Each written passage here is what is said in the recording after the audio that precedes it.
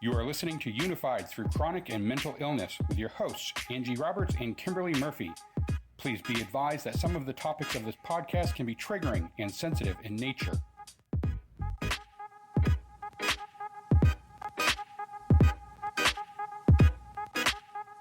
Professional dating and relationship coach Jacob Lucas 101 at TikTok has said that Dark Empath is the most dangerous personality type, and a recent study calculated that around 19% of people in a group of 991 people were Dark Empaths, so they're not as hard to come by as you expect.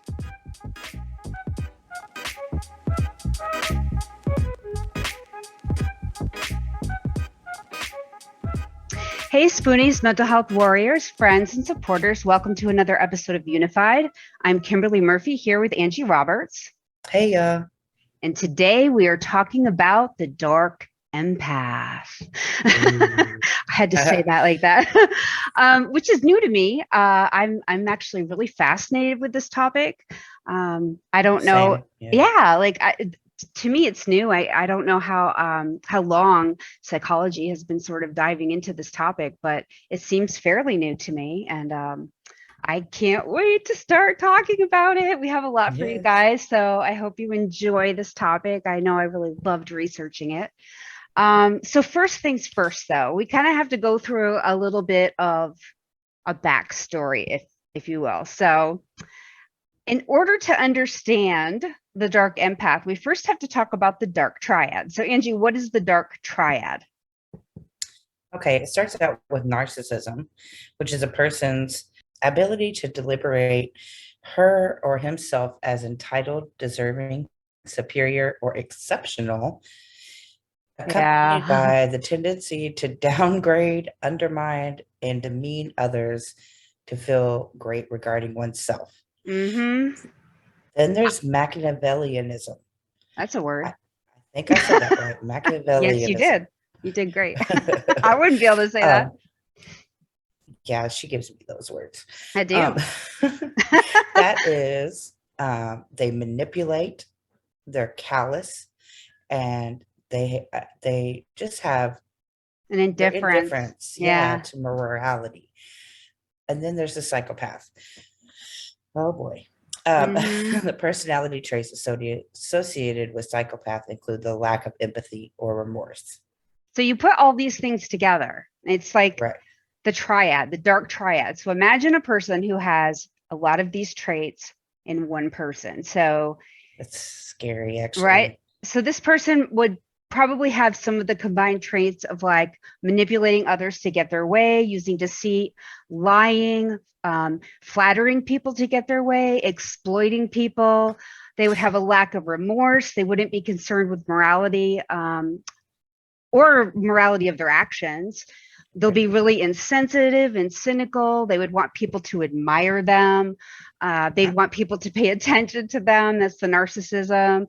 They would seek prestige and status, and they would expect, because they're entitled, special favors from others. So you put all of that together, and this is like, all of a sudden you have the Dark Empath. Right. Because you add empathy to it. Now there's 3 types of empathy before we go into the Dark Empath. We have 3 types, right, Angie? Yes. The cognitive empath, which is the ability to understand someone's perspective and thoughts without emotional involvement. And then the emotional empath is being able to feel the emotions, of someone else, that someone else is feeling, even though you're going through your own experience too. Mm-hmm. And then the compassionate empath, a combination of the 2, cognitive and emotional empaths, where you understand another's perspective and your emotions respond to as though you were there. In their situation. Right. Okay. So the Dark Empath has these Dark Triad traits, and they are the most dangerous of those type of personality traits, the dark traits. But they are a different type of empath. They are the cognitive empath, right? Because they have the ability to understand someone's perspective, and they have the ability to know what a person's feeling, but they don't have the ability to feel what another person's feeling or sympathize with them. Right. And it's always for their gain. Mm-hmm. They do everything for their own gain. There's nothing that is not for their gain. Right. So they use their empathy for at the expense of other people. Right. Okay. So they're how the do they do that? Like, let's talk about how they do that. Okay. Well, most are extroverted of the personality types. They're lively and active socially. So they're outgoing people. So it's really hard. Those types of people you tend to like people like people like that. Right. The good thing is they don't hurt you physically, or they're not likely to hurt you physically, but they're very dangerous emotionally. The dark empath may actually be more dangerous than more cold and unfeeling dark triad types. Wow. Because the so-called dark empath can draw you in closer and do more harm as a result. That makes sense, because like if they're like outgoing and lively and fun, and you start to hang out with them all the time, they're going to get to know you pretty well. So you're going to start to trust them. Right. You're going to start telling them all about yourself. They're going to get to know you really well. Right. Now, this is kind of scary, because think about how a narcissist and a psychopath, like, they have no feelings towards others, right? Right. And now we have a person who is like them, but they do feel some shame. During the research, I found out that they do have some shame. They do understand feelings logically, and they can adapt and change in any situation. So, which narcissists and psychos, they can't do that. No, they can't. So it's really hard, I would imagine, to detect these people because of that reason right there. Because they have that human quality that narcissists don't. You know what I mean? It makes you feel more comfortable with them because they have these qualities. Right. Excuse me. And because they can read a room, they're capable of adapting to changing emotions and even showing that they can change. While their attempts at being on their best behavior can be convincing, you can never be sure if the dark empath has changed or is simply evolving to better achieve their own ends. Yeah. So they're like, most likely they're just changing their behavior to get what they want. Yeah, the articles I read, usually that's the way they put it. And you know what? I have to say, this bothers me, because there's a lot of people who do really nice things for people. Right. There are very genuinely kind people out there. And people like this make it hard for other people, because people do kind things, and then of course everybody wonders, is this person really kind, or do they have an agenda? And of course this type of personality type is always running with an agenda. Right. Now, go ahead. It's all right. Go ahead. So we have a lot to say. Right. Despite their sensitivity, they are never completely vulnerable to others. They are, in fact, often emotionally unavailable in relationships. Oh, wow. Yeah, right. Right? Yeah. I could see that too, because they don't want you to know about them, and they want to know everything about you. Now, see, this is really weird too, because there's that crossover between borderline personality disorder and narcissism. They share a lot of the same traits. So this reminds me of borderline personality disorder, where they're never completely vulnerable with others, but they're good with people because they're good listeners. So that reminds me of that. They use their tactics to gather information by pretending to have common ground with you. Pretending is the key word. Yes. Right? Then they use it for themselves. Like if you get in an argument, or whatever, they would use it, whatever you told them, against you. Right. So they're highly skilled manipulators and usually extremely smart. Unlike true psychopaths, they do not have a sense of shame, as they do care. Yeah, they do have a sense of shame. Oh, I'm sorry. Excuse me. They do have a sense of shame. Right. Because they do care. and they cannot handle criticism and can suffer from a low sense of self. Even A though low they sense of have an self. ego, high Right. ego, Right. even though their ego is like too big. This is like, that's kind of strange too. But I mean, if they have a fragile ego, that makes sense, because Right. we had just talked about how they want to be, I guess, in the spotlight. They want people Yes. to see them. So if they're being criticized, that's probably going to make them very fragile, especially if they're people that don't want to be vulnerable in front of people. That makes a Hi, lot of Kizzy. sense.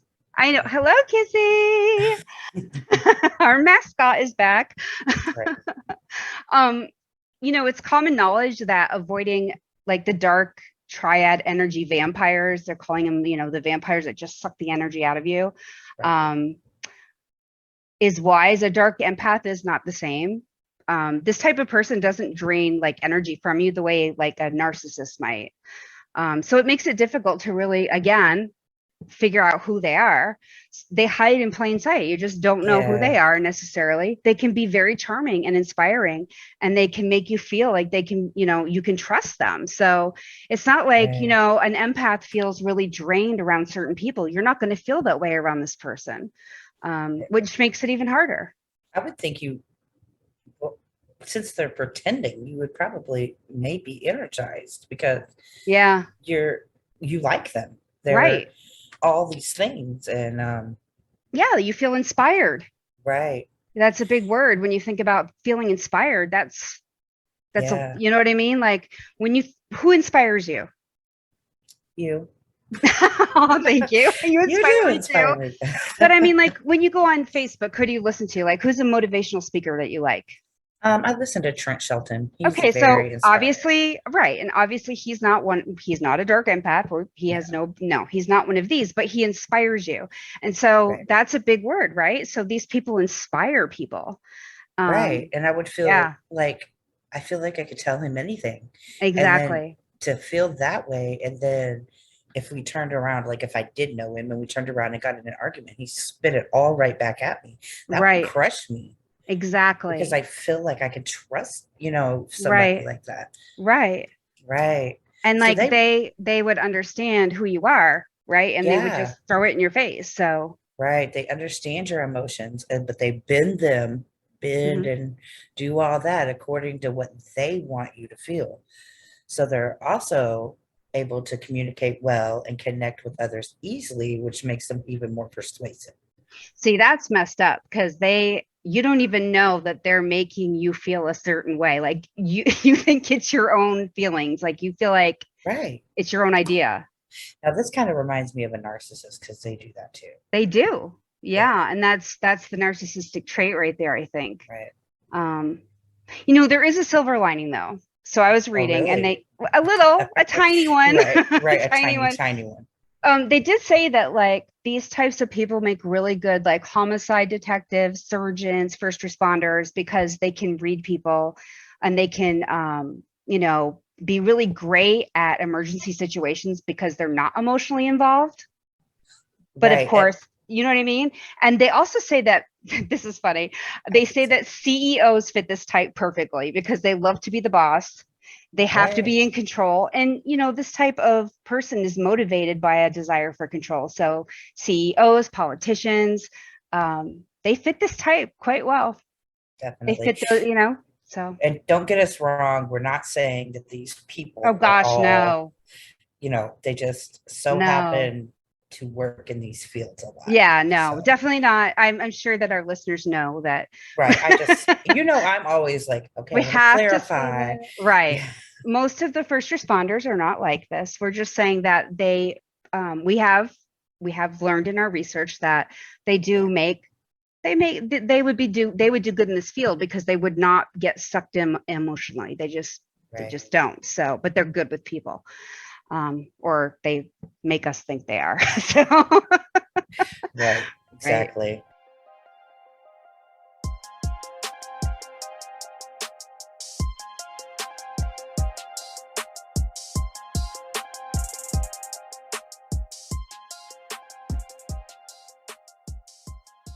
So what do you do if you know one? Right. This Or is you the think this you is know the one? big question. You finally figure out, oh my gosh, I have a dark empath in my family. It's my child, maybe. It's my best friend. It's my mom or dad, like somebody that's really fixed in your life. So what do you do? Well, first of all, you need to be compassionate. A dark empath is an individual with feelings like everyone else. Acknowledge it when you hurt them and show them appreciation when they go the extra mile for you. Which seems so weird, right? Because we're talking Right. about a person who's manipulating you, but they are helpers. Yes, but there's more. Mm-hmm. But there is more. Okay. Never scold a dark empath in public. This individual will do all they can to uphold their image in society. Therefore, Oh, they will never forgive you for undermining them before others. this reminds me of somebody, but I'm not going to say who it is. You know who you are, and you're in my family. Oh, yes. Mhm. That's a good one. Although I don't think anybody likes being scolded in public. I would hate that. No, but they will fire back at you. Right. It They're the becomes like a kind, war. Yeah. yeah. They will tear you So they're apart. not just going to be quiet or cry like I would do. Right, right, They're going to right. fire, get probably really angry and come These back at you with people that. these people believe in revenge. They will get And they revenge would, against you. Yeah. yeah, and they don't believe in revenge later. It's Right. a now type of revenge. So, Right. You do have to keep an arm's length relationship with them. So mhm. never ever, if you already know, don't let them know what makes you tick. So just try to keep them at a distance. Never expect anything in return from them. That way they'll struggle to use your weaknesses against you because they won't know what they are. Right. So if you know the person is a dark empath, that's a really good tactic to use. Never believe anything a dark empath says unless there is concrete proof to support it. Oh, that's a good one. Yes, the empath will use, the little white lies to convince you to do things that you will regret later on. Oh, I wish Yeah. there was an example of that.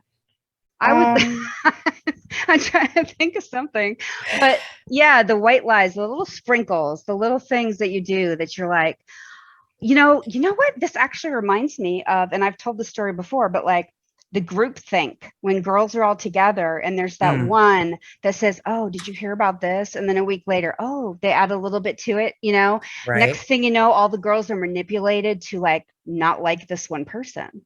Um, I think it's kind of like that. Yeah. Or maybe even kind of like peer pressure a little Yeah, bit. exactly. But on a higher level than peer pressure, probably. Right. Um, they just tell you stuff and, you know, to get you, like it says, to get you to do stuff later on. And Right. um, Like what if you just cut somebody off and they were a good friend? And so right, you regret that later on because you believed a lie and you didn't really have any concrete proof that it was true. right. So, yeah, get the concrete proof. You also want to avoid getting into fights or competitions with them because they will never accept defeat. Okay, Um, that's me. they No, I'm just kidding. I'm kidding. I'm really competitive too. I am too, but I'm not that competitive. No, they will never accept defeat. They'll be the first one.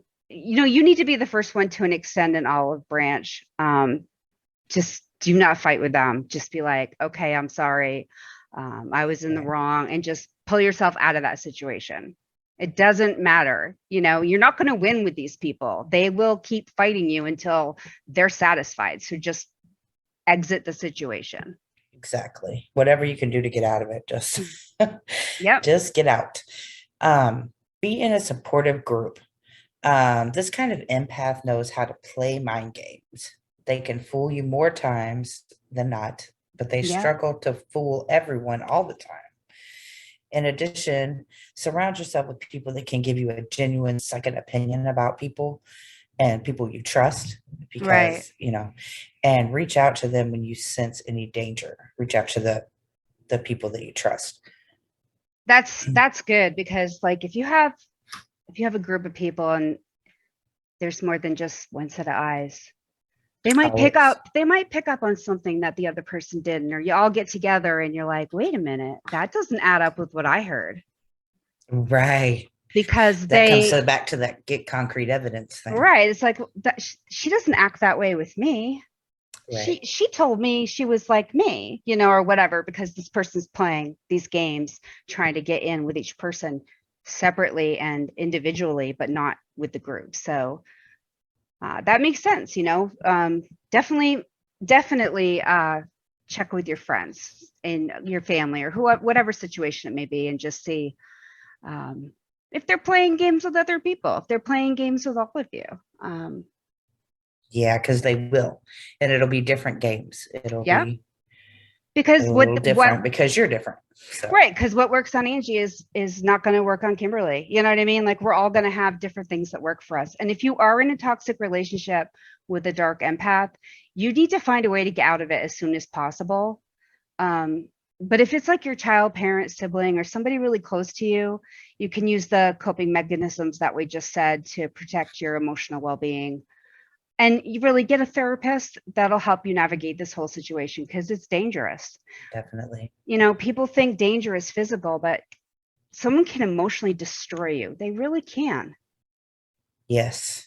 They really can. It can be just as bad as Oh, other absolutely. ways. Absolutely. If you talk to anyone who's been in a relationship with a narcissist, they will tell you that it can take years to find themselves again. They lose themselves in that relationship. When you're with a manipulator like this, Right. you really can lose who you are. So get some help, get a therapist, use these techniques. If you're able to get out of the toxic relationship, do it today. Do it now. Right. And we'll be here to help you. If you need help, reach out to us. We will be your cheerleaders and we will help you through it. Definitely reach out to us if you need somebody in your corner. Yeah. Yes, definitely. I was thinking of Carly just popped into my mind. Right. Carly. Yes. Help me out. What's her last name? Oh my goodness, Saunders. Saunders. Yes. Carly Saunders. And we'll put her information up again. We'll put her information up again because this is perfect. This is her thing. Like, she is great at helping women, especially, get out of situations like this. So and good to build thinking. back their self-confidence. Right. Yeah. So we'll put her up as well. And maybe she can be of some assistance for some people that are going through this. Yeah, she has a podcast also. So she does, and she's wonderful. You guys got to check her out. She's really great. And we had her on season 1. She did 4 podcasts because I think so. She has so much to say. She kept us up till 2:00 in the morning. Oh my God, yes. Okay. We love her though. We do love you, Carly. Okay, so what is the mantra for this week, Angie? The problem with being empathetic is that you even feel sorry for the people who hurt you, which can be a problem, a big problem, because we feel so much and we just feel bad. Even that makes it really hard for me to end bad relationships. Me too. Yeah. Because I end up feeling bad. Exactly. And manipulators like this, they know that you feel bad. They want you to feel bad. Oh yeah, because then you'll stick around. So remember that when you leave and you're feeling bad, it's because you're a good person and they wanted you to feel bad and you didn't do anything wrong. It's okay. No. The fact that you feel bad is a good sign, and you're doing the right thing to get away from somebody that makes you feel that way. If somebody's making you feel really horrible about yourself, you need to leave. You don't need that in your life, So I can do bad all by myself. That's right. Exactly right. We hope that you enjoyed this week's episode. We loved researching this. We'll probably do more episodes like this. I hope. I loved it. It was something we didn't know about. I know. We usually know a little bit, at least, about our topic, but this was something that we just heard about and said, well, let's research that. And really exciting. Yeah. I'd love to get somebody excited. We were so excited. It'd be nice to get somebody on here who's like an expert on this topic. Maybe we can reach out and see if we can get that for you guys. It would be so much fun. But if you did get something out of this, please like, share, follow, subscribe. Come on, guys. Give us some love. Yes, please. Just we love you guys. We're here every week. We love you guys. All of our social media information will be announced in just a moment. Please join us next week for a brand new episode. We got a doozy of an episode for you guys. I'm serious. You do not want to miss this one. Until then, thank you for listening. And please remember that we are stronger together. Peace out, y'all. Unified Through Chronic and Mental Illness can be found at anchor.fm/unified. There you can find all social media links as well as other ways to listen.